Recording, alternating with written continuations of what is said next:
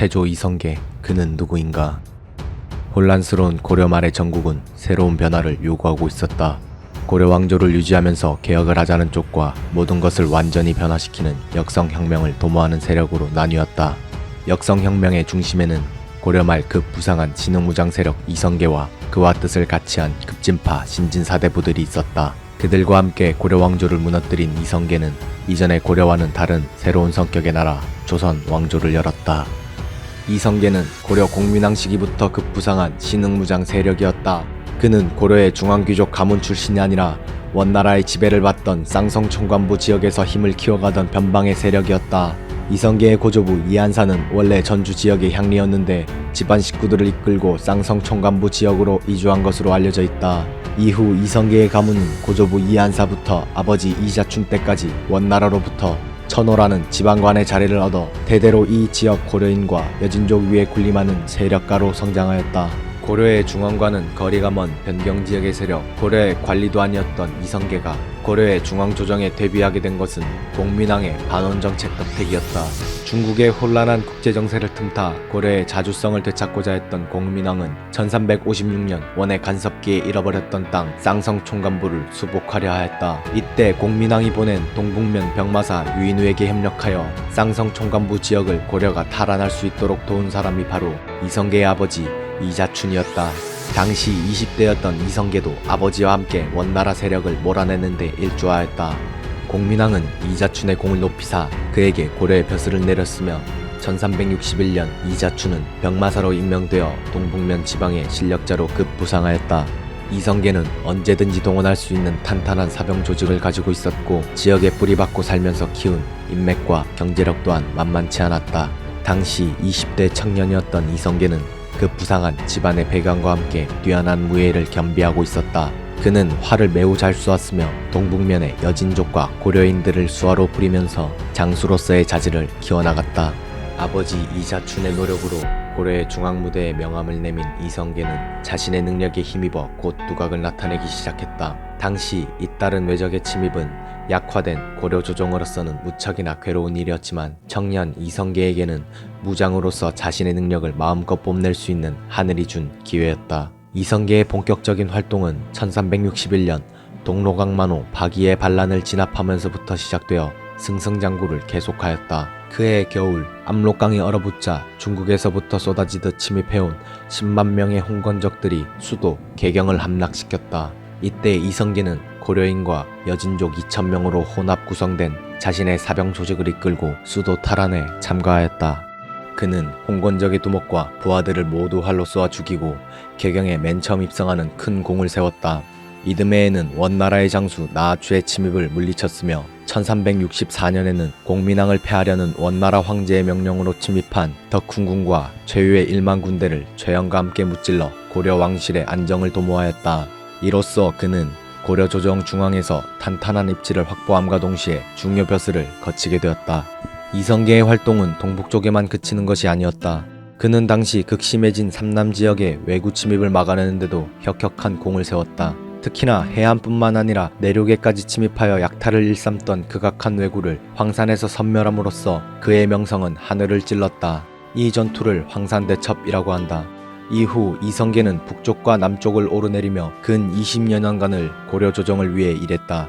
그가 치르는 전투는 모두 승리하였으므로 그는 불패의 사나이 난세를 구원할 영웅으로 명성을 쌓아갔다. 거듭되는 승전은 그를 고려 조정에서 없어서는 안 될 인물로 만들었고 벼슬길은 승승장구였다. 또한 그의 인기와 명성을 쫓아 많은 사람이 주변에 모여들게 되었다. 하지만 이성계에게는 변방지역 출신이라는 꼬리표가 붙어 있었기에 누대에 걸쳐 뿌리내린 막강 권문세족이 버티는 고려 중앙 정치 무대에서의 그의 성장은 한계가 있었다. 특히 같은 시기 이성계와 함께 외적을 퇴치하는 데 혁혁한 공을 세운 권문세족 출신의 최영에게는 이성계로서는 넘어서기 어려운 존재감이 있었다. 공민왕 사후한 때 중앙정계를 주름잡던 이인임 세력을 최영과 함께 물리친 이성계는 높은 벼슬자리에까지 올랐지만 언제나 최영의 다음 자리였다. 이때 국제정세는 명나라가 중국 본토를 차지하면서 새로운 국면을 맞고 있었다. 중국 본토를 차지한 명나라는 이웃 나라들과의 관계를 재정립하려 하였다. 명나라가 일방적으로 쌍성 총관부 자리에 천령위를 설치하고 이 지역을 차지하겠다고 통보해왔다. 최영과 그가 보호하고 있던 우왕은 명나라의 이러한 요구에 반발했다. 그리고 명나라 국초의 불안한 정국을 틈타 요동까지 정벌하자고 나섰다. 이성계는 최영의 의견에 반대했다. 이성계는 최영이 전투의 시기와 국제정세를 잘못 읽고 있다고 판단하고 요동정벌이 불가한 4가지 이유를 들었다. 그 이유로는 농번기에 군사를 동원하는 것이 부적당한 점, 무덥고 비가 많이 오는 시기라 활에 악효가 녹아 무기로 쓰기 힘든 점, 공격 시 남쪽의 왜구가 침입할 우려가 있고 작은 나라가 큰 나라를 거스르는 일이 옳지 않다는 것이었다. 하지만 이 의견은 최영과 우왕에 의해 무시되었다. 결국 이성계는 우왕과 최영의 명을 받아 우군도통사가 되어 좌군도통사 조민수와 함께 군대를 이끌고 요동정벌길에 올랐다. 그러나 압록강을 건너 중국으로 들어가기 전 위화도에 주둔한 이성계는 큰 비를 만나고 더는 앞으로 나갈 수 없는 위기에 봉착하였다. 이대로 물에 빠져 죽을 것인가 군대를 돌릴 것인가의 기로에서 이성계는 조민수를 설득해 회군을 선택했다. 위화도에서 회군하면서 이성계는 이미 왕명을 거역한 반역자의 신세가 되었다. 운명의 기로에 서 있었던 그는 요동정벌을 위해 얻은 대군을 개경으로 끌고 가 쿠데타를 일으켰다. 요동정벌 때의 군사 대부분을 내주었던 최영은 적은 숫자로 이성계에게 맞섰지만 역부족이었다. 이성계는 쿠데타에 성공했고 자신을 가로막고 있던 태산과 같은 존재 최영을 제거했다. 이성계는 우왕을 왕위에서 내쫓고 고려 중앙청기의 1인자가 되었다. 이게 그 유명한 1388년에 일어난 위화도 회군이다. 쿠데타에 힘을 실어준 것은 복민왕 시기 중앙정계로 진출하기 시작한 정리학을 신봉하는 신진사대부들이었다. 당시 신진사대부는 고려 말의 사회적 모순을 고려 왕조를 그대로 유지한 채 그 안에서 점진적인 개혁을 추진하려 하였던 온건파와 고려 왕조를 무너뜨리고 새로운 나라를 세우려는 급진파로 나뉘어 있었다. 온건파로는 정몽주, 이색 등이 있었고 급진파로는 정도전이 대표적이었다. 이성계는 정도전과 결탁하여 역성혁명을 반대하고 고려에 대한 충성을 주장하던 정몽주를 마지막으로 제거함으로써 역성혁명의 발판을 마련하였다. 정몽주를 제거하고 4개월 뒤 신진사대부 세력을 기반으로 1392년 이성계는 마침내 왕위에 올랐으며 이듬해의 나라의 이름을 조선으로 바꾸었다. 새로운 정체성의 나라 조선을 세운 이성계의 재위기간은 1392년부터 1398년까지 불과 6년밖에 되지 않는다. 하늘 아래 가장 높은 자리인 왕위에 스스로 오르는 영웅다운 삶을 살아낸 그였지만 말년에 자식들이 벌이는 권력 다툼 앞에서 그는 권력의 무상함을 느끼고 스스로 왕위에서 물러났다. 비극의 시작은 세자를 정하는 것부터 시작되었다.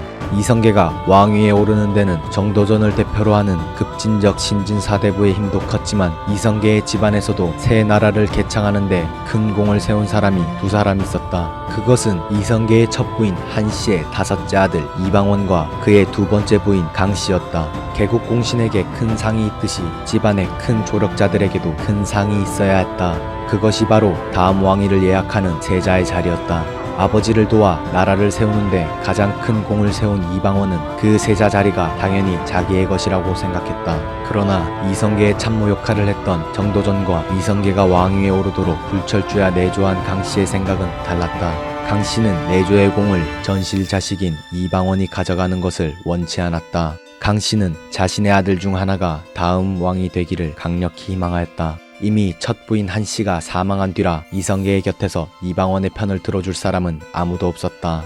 이방원으로서는 너무나 억울하게 죽소서 개준격으로 강씨 소생의 막내 아들 방석이 세자 자리를 차지하였다.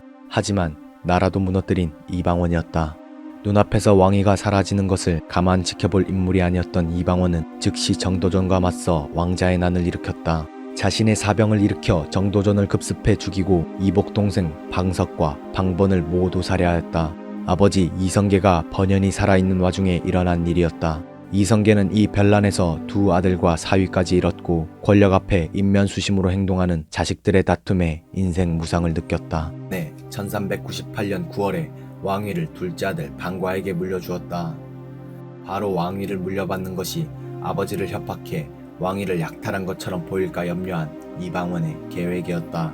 이후 2년 뒤 이방원은 2차 왕자의 난을 일으킨 넷째 형 방감마저 물리치고 정종으로부터 왕위를 넘겨받아 조선의 3번째 왕으로 등극하였다. 왕위를 둘러싼 자식들의 목숨을 건 권력 다툼의 회의를 느낀 이성계는 이방원이 왕위에 오르자 고향인 함경도로 들어가 돌아오지 않았다. 그는 다섯째 아들 이방원을 몹시도 중화하였고 이방원은 이성계를 모셔오기 위해 매번 차사를 보냈지만 이성계는 아들이 보낸 차사마저 모조리 죽여서 돌려보내지 않았다고 한다. 이때 나온 말이 심부름을 간 사람이 소식이 아주 없거나 또는 회답이 좀처럼 오지 않을 때 쓰는 함흥차사란 말이다. 이후 이성계는 무학대사의 간곡한 설득으로 겨우 다시 한양으로 돌아와 태상왕의 자리에 있다가 창덕궁에서 74세의 나이로 사망하였다.